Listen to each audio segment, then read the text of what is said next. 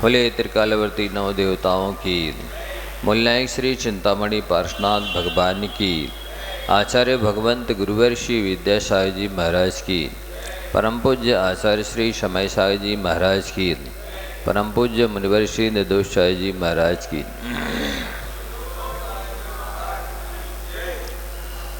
कल ये बताया गया था कि व्यक्ति का घर, धन आदि चीज़ें क्यों जल जाती हैं। किसी के यहाँ पटाखे की आग लग जाती है, किसी के यहाँ और अनेक तरह से आग लग जाती है, बिजली का शॉर्ट कट होने से, खेत में खलिहान में आग लग जाती है। तो इसकी वजह क्या है, ऐसा क्यों होता है? तो उन्होंने बताया था कि जो व्यक्ति दूसरों के धन धान्य आदि को नाश करने का प्रयत्न करता है, दूसरों के बारे में बुरा सोचता है, बुरा करता है, तो वो कर पाए या ना कर पाए, लेकिन अगले जन्म में तो उसके खेत खलिहान में, घर इत्यादि में आग लगने वाली है। अथवा जो झाड़ू इत्यादि लगा करके, कचरा इकट्ठा करके उसमें आग लगा देते हैं, उस कचरे में जीव रहते हैं, उसी को नाली में डाल देते हैं, रास्ते में डाल देते हैं, लोग हैं, पशु हैं, वाहन हैं, उन्हें कुचलते हैं। इस तरह का विवेक करते हैं। अनाज इत्यादि का शोधन करके उसमें जो तिरुला हैं, रुनी हैं, जीव जंतु निकले और उनको रास्ते में डाल दिया, नाली में डाल दिया, आग लगा दी। ये जीव जंतु हो गए हैं अनाज में, चने में, गेहूं में इत्यादि में, और उसमें पाउडर मिला दिया, कीटनाशक दवाइयाँ मिला दी। अब वो सारे जीव मर रहे हैं, वो त्रस्त हैं। उनको जब आपने अकाल में, असमय में मौत के घाट उतार दिया है, तो निश्चित है कि संख्यात असंख्यात अनंत भवों तक आपको भी असमय में मरना होगा, अकाल में मरना होगा, बिना मौत की मरना होगा। अनेक तरह से आग लगेगी, हानि होगी, कई चीज़ें आपकी टूटेंगी, फूटेंगी, गुमेंगी, नष्ट होंगी। जहाँ पैसा नहीं लगना चाहिए वहाँ पैसा लगेगा। ये सब पापों का फल है। दूसरे के घर धन आदि को जलाने का प्रयत्न करते हैं, वाहनों में आग लगा देते हैं, ईर्ष्यावश, द्वेषवश, वैर विरोध के कारण हानि पहुंचा देते हैं लोग। आप देख सकते हैं अपनी सगी आँखों से, सुन सकते हैं, पढ़ सकते हैं, अनुभव कर सकते हैं कि आए दिन उनके घर में आग लगा दी, उनके वाहनों में आग लगा दी, उनकी फसल में आग लगा दी, हानि पहुंचा दी, नुकसान तोड़ फोड़ कर दी। बना बनाया घर है, अब वो अतिक्रमण में ही टूट गया, क्षतिग्रस्त हो गया, दरक गया। ये सब इसीलिए होता है कि आपने पिछले जन्मों में दूसरों को हानि पहुंचाई है, तोड़फोड़ करी है, नुकसान पहुंचाया है, तो ये तो अनेकों जन्मों में भोगना होगा आपको। एक जन्म में नहीं कटता है वो कर्म। आप एक बार क्षति पहुंचा रहे हैं, नुकसान पहुंचा रहे हैं सामने वाले को, तो अनेकों बार आपका धन जला दिया जाएगा, नुकसान हो जाएगा। कोई नहीं भी जलाए तो प्रकृति के द्वारा नुकसान हो जाएगा। कई लोगों की आई फसलें बरसात की वजह से नष्ट हो जाती हैं, रखी रखाई तैयार हो गई, फिर भी पाला पड़ गया, कुछ हो गया। तो ये क्यों होता है? इसी वजह से होता है कि जन्म जन्मांतरों में आपने दूसरे को हानि पहुंचाई है, क्षति पहुंचाई है, नुकसान किया है, तो मैं ब्याज की अनेकों बार वैसा कष्ट भोगना पड़ता। फिर जो बहुत अनुकूल हैं, प्रिय हैं,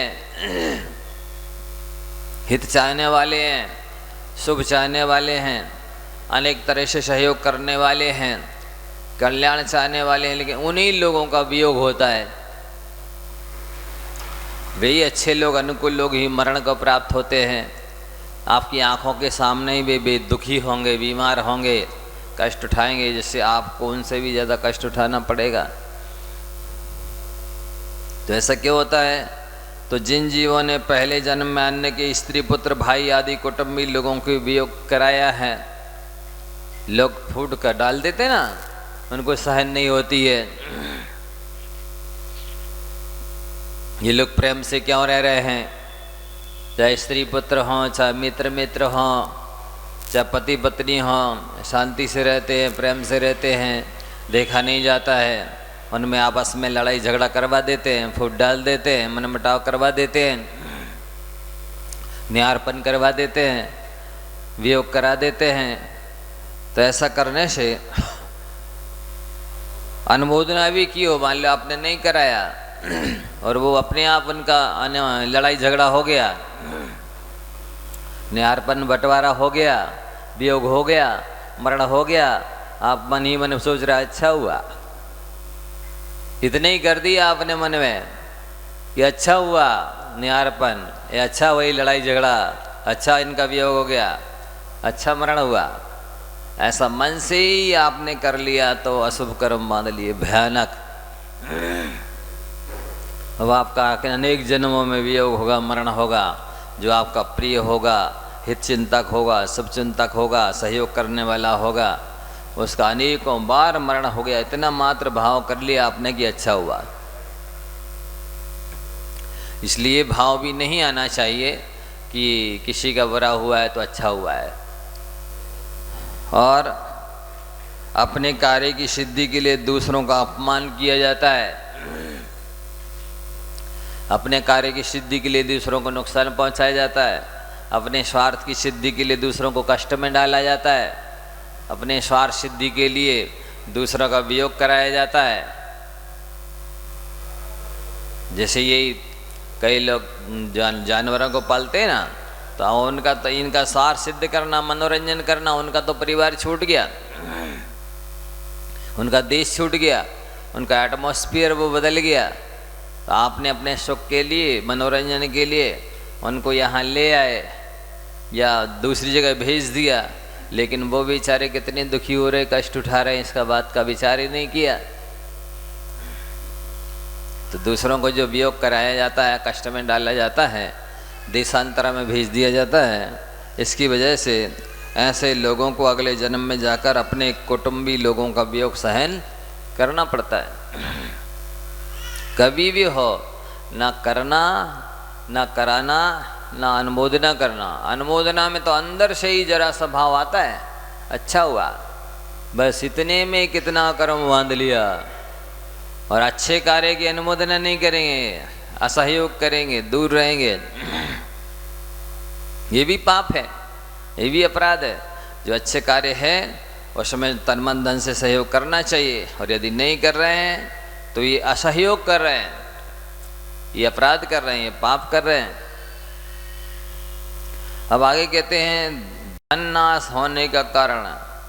कई लोगों के, चारुदत्त के जीवन में आता है कि 7 बार वो व्यापार करने गए विदेश, और 7 ही बार उनका जहाज समुद्र में डूब गया। एक बार रुई का व्यापार किया, आग लग गई। ऐसे कई बार धन नाश हुआ, कष्ट उठाए, परेशानियां उठाई। ऐसा क्यों होता है कि व्यापार करते हैं, धन तो हाथ में आ जाता है, लेकिन उसका उपभोग नहीं कर पाते, सदुपयोग नहीं कर पाते, और चोरी चला जाता है, या आग लग जाती है, या पानी में नष्ट हो जाता है, डूब जाता है, बह जाता है। ऐसा क्यों होता है? तो कहते हैं कि जो पुरुष दूसरों के धन को हरण करने का प्रयत्न करता है, आज देखो व्यक्ति मतलब दूसरे का हिस्सा हड़पना चाहता है, चाहे वो जमीन जायदाद हो, चाहे मकान दुकान हो, चाहे खेती पाती हो, चाहे सोना चांदी हो, चाहे कोई भी चीज़ हो, वस्त्राभूषण, भोजन पान, दूसरे के हिस्से का हड़पना चाहता है, लूटना चाहता है, चुराना चाहता है, खाना चाहता है, उपयोग करना चाहता है। जिस पर अपना कोई कर्तृत्व भोक्तृत्व स्वामित्व नहीं है, लेकिन दूसरे का उपयोग कर लें। हमारा अपना सुरक्षित रहा है, अपना रखा रहे, हमारा ख़त्म ना हो जाए और दूसरे में मजा मौज करो, तो इस तरह का जो करते हैं। अथवा जो राजा आदि के द्वारा दूसरे के धन को हरण करने का प्रयत्न करते हैं। कई लोग होते हैं झूठा फंसा देते हैं, इनके यहाँ कुड़की कर लो बहुत कुछ मिलेगा। होता कि नहीं होता है? बिल्कुल, आप देख सकते हैं, जो मैं कह रहा हूँ सुन सकते हैं, पेपरों में पढ़ सकते हैं, टीवी में देख सकते हैं, अनुभव कर सकते हैं। ऐसा होता है। ईर्ष्या द्वेष बस शिकायत कर दी, बस आकर के उनका कुड़की हो गई, उनका धन हरण हो गया, उनको सेल टैक्स इनकम टैक्स लग गया, अपने को मजा आ गया। तो इस तरह के जो कार्य करते हैं वो नारदगिरी के कहें, असुर वृत्ति जो होते ना, अम्बावरीश जाति के देव जैसे नरक में जाके लड़ाते हैं, इस तरह काम कहें, तो ये सभी काम अच्छे नहीं माने जाते। अपन सभी को इस तरह के कामों से बचना चाहिए, क्योंकि ऐसे कामों करने से एक जन्म में नहीं अनेकों जन्मों में अपने साथ वैसे ही व्यवहार होता है। तो जो लिख रहे ना कि इसको कमाई हो रही है, इसका किसी तरह से शिकायत करके, गवाह दे करके, भड़का करके, सूचना दे करके और क्षति करवा दी, नुकसान करवा दिया, धन हड़पवा दिया। अथवा जो चोर जुआरी आदि की सहायता से दूसरों को हानि पहुंचा देते हैं। स्वयं नहीं करना है चोरी, लेकिन दूसरे को उपाय बता दिया, तुम इस समय जाओ, इस तरह से उनके धन को प्राप्त कर सकते हो, इस तरह से चुरा सकते हो, इस तरह से हड़प सकते हो, इस तरह से हानि पहुंचा सकते हो। तो ये होता ईर्ष्या से, द्वेष से, वैर विरोध की वजह से है। और ये सारी चीज़ें ईर्ष्या, द्वेष, वैर, विरोध, अहंकार की वजह से होते हैं।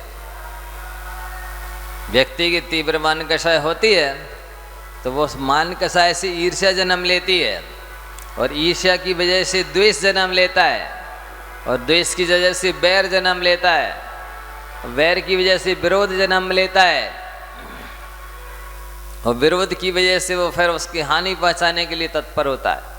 तो एक के बाद एक ये नेगेटिव विचारधारा हावी होती चली जाती है, और वो अपने को अनंत गुना क्षति पहुंचाती है।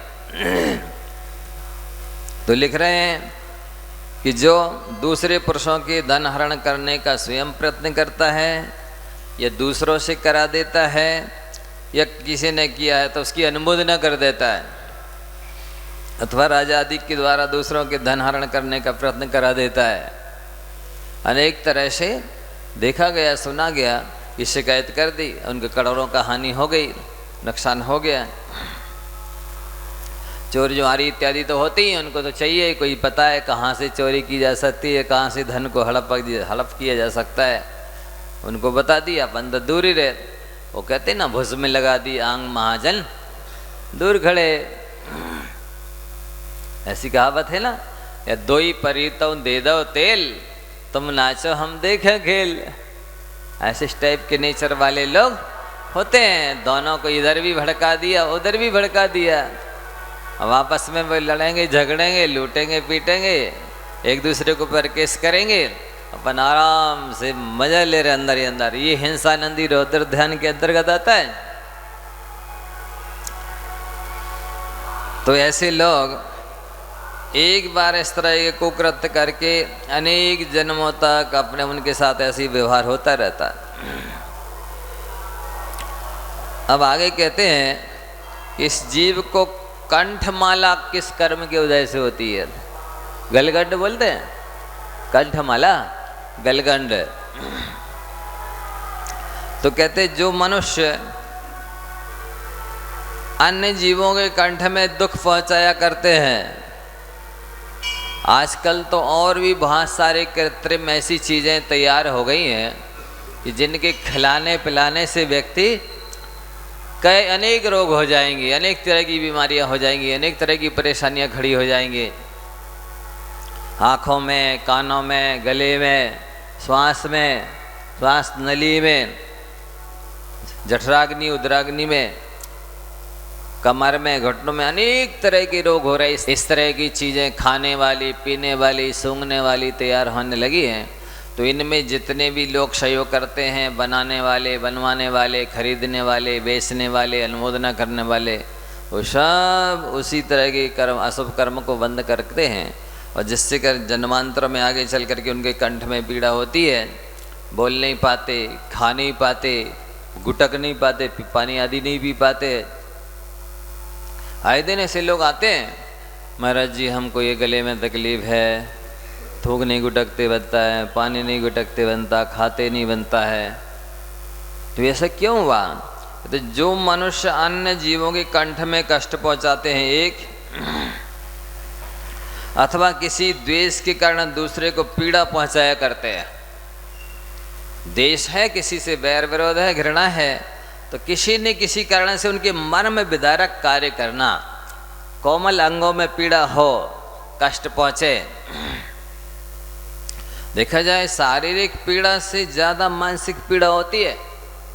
आप किसी को शारीरिक कष्ट नहीं दे रहे, ताड़ना प्रताड़ना नहीं दे रहे, लेकिन मानसिक उत्पीड़ित कर रहे हैं, मानसिक ऐसे काम कर रहे हैं जिससे उसको मन में दुख हो रहा है, तो ये भी पाप है। मतलब उपेक्षा बहुत बड़ा दंड माना जाता है। किसी भी अच्छे काम में सहयोग नहीं किया, मैंने उपेक्षा कर दी, ये बहुत बड़ा दंड भी है, बहुत बड़ा पाप भी है, अपराध भी है। उपेक्षा किसकी की जाती है? जो उद्दंड हो, पापी हो, अविनय हो, समझाने पर समझे नहीं, गलत काम कर रहा हो, उसकी तरफ से पीठ फेर ली जाती है, उसकी उपेक्षा कर दी जाती है, उसको इग्नोर कर दिया जाता है, गौण कर दिया जाता है। नहीं देखना, यही उसकी सजा है, यही उसकी पीड़ा है, ऐसी उसको प्रायश्चित है। ये तो आचार्य भगवंत जो शिष्य संघ मंडली शिक्षा उपदेश नहीं मानते, अनुशासन में नहीं रहते हैं, उनके लिए ऐसा वो करने का आदेश उनको है। लेकिन बाकी लोग करते हैं,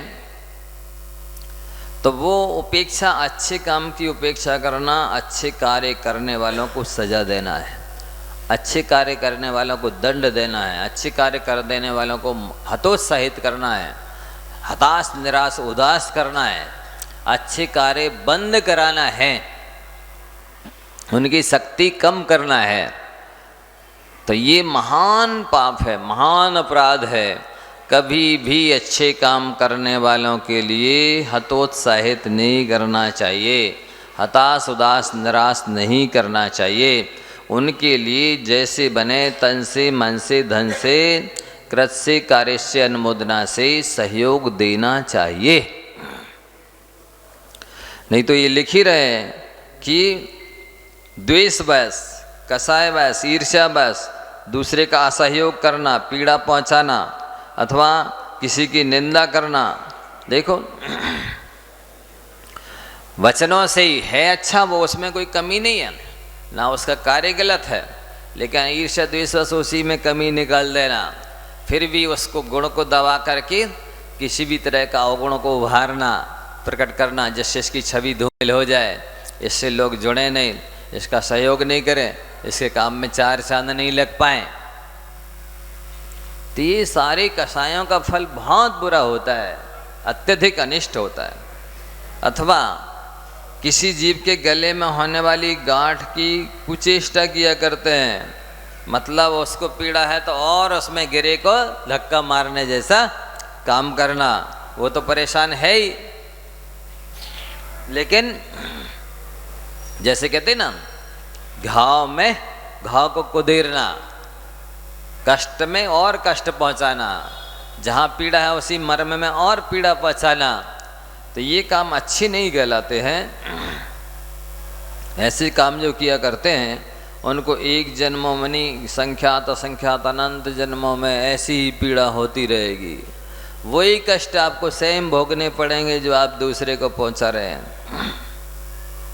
तो ये अपराध माने जाते हैं। अब और देख लो, आगे कहते हैं कि ये जीव ऊंट की पर्याय को किस कर्म के उदय से प्राप्त करता है। कसाई पाउडर ग्रंथराज जो शरद पंचमी को आप लोग पूजा करते ना, उन ग्रंथराज में लिखा है कि वेद कर्म की तीव्र उदीर्णा, काम की तीव्रतम बाधा ऊंट की पर्याय में होती है। ऐसी पर्याय को किस कर्म के उदय से प्राप्त होता है? तो बताते हैं, जो मनुष्य ना तो अरहंत देव को नमस्कार करता है, ना बीतराग निर्ग्रंथ गुरुओं को नमस्कार करता है, अथवा जो ऊंची नीची भूमि को देखकर नहीं चलता है। लिख रहे ना, क्या होता है कि अज्ञान की वजह से या कसाय की तीव्रता की वजह से गांव में, शहर में, नगर में साधु आए हैं, योग्य हैं, उचित हैं, दर्शन करना चाहिए, पूजन करना चाहिए, आहार देना चाहिए, भैयावृत्ति करना चाहिए, उनके सुख दुख की पूछना चाहिए, लेकिन कोई मतलब नहीं रखते हैं। ऐसे जीव ये विषय कसाय में लगे ना, ये ऊंट की पर्याय को प्राप्त होते हैं। पूरे चतुर्मास करके ही कहो साधु चले जाएं, लेकिन वे कभी आए ही ना, किसी भी रूप में लाभ ले ही ना। दर्शन करना तो पूजन करना भी दूर, आहार देना भी दूर, सब। तो ऐसे और कई लोग ऐसे होते हैं, चलते समय उनको ऊंट की तरह चलते हैं। नीचे क्या जीव है कि जंतु हैं कि ऊंची नीची भूमि है कि स्पीड ब्रेकर हैं, ये क्या है, कुछ भी नहीं देखते हैं। ऐसा चलते हैं जैसे, मतलब नीचे उनको देखने की जरूरत ही नहीं समझते। सदा काल उद्दंड वृत्ति को धारण करते हैं। देखेंगे तो ऐसा देखेंगे अहंकारियों की तरह, चलेंगे तो चले अहंकारियों की तरह, झांकेंगे तो अहंकारियों की तरह, बोलेंगे तो बिल्कुल एकदम अहंकारियों की तरह। सभ्यता से देखना नहीं, सभ्यता से बोलना नहीं, सभ्यता से झांकना नहीं, सभ्यता से उत्तर नहीं देना। उनको प्यार से बुलाया जा रहा है, उनकी हित की बात कही जा रही है, फिर भी वे उपेक्षा करके जा रहे हैं। आप देख सकते हैं आजकल की संतान की स्थिति है। आप बुलाएंगे, समझाएंगे प्रेम से, वो किसी की सुनते ही नहीं। अपना मोबाइल देख रहे तो देख रहे हैं, आपको कोई ज़रूरत है, आवश्यकता है, परेशानी है तो भी नहीं सुनना, और आप उनके हित की कह रहे हैं, शुभ के लिए कह रहे, कल्याण के लिए कह रहे, तो भी नहीं सुनना। जाओ, चिल्लाते रहो, भोगते रहो, आप खाओ चाहे नहीं खाओ, आप सो चाहे नहीं सो, उनको कोई चिंता नहीं है। तो इस टाइप की जो उद्दंड वृत्ति धारण करते हैं और धन के मद से उन्मत्त रहते हैं। धन का नशा सबसे बड़ा नशा माना जाता है। कनक कनकते सगुनी मादकता अधिकाय, वह यही खाए वराय नर, वही पाए वराय। पढ़ा ना आप लोगों ने? हाँ, बात वही है। मतलब कनक का अर्थ सोना भी होता है और कनक का अर्थ धतूरा भी होता है। तो ये जो सोना है वो धतूरे से 100 गुना ज़्यादा मद पैदा करता है। अब सोना ले लो, चाहे चांदी ले लो, चाहे जमीन जायदाद ले लो, चाहे रुपये पैसे ले लो, धन संपत्ति से मतलब है। तो ये जो धन संपत्ति है वो उस धतूरे से 100 गुनी ज़्यादा मद उत्पन्न करता है, अहंकार उत्पन्न करता है, मतवाला बना देता है। जैसे धतूरा पीने के बाद व्यक्ति को होश नहीं रहता है, मदिरा पीने के बाद जैसे व्यक्ति को होश नहीं रहता है, भांग खाने के बाद जैसे व्यक्ति को होश नहीं रहता है, ऐसे ही धन आने पर व्यक्ति बेहोश जैसा हो जाता है। उसको कर्तव्य तब अकर्तव्य का ज्ञान नहीं रहता है। मुझे किसके साथ क्या व्यवहार करना है, कब कौन से कर्तव्य का निर्वाह करना है, कुछ होश नहीं रहता है।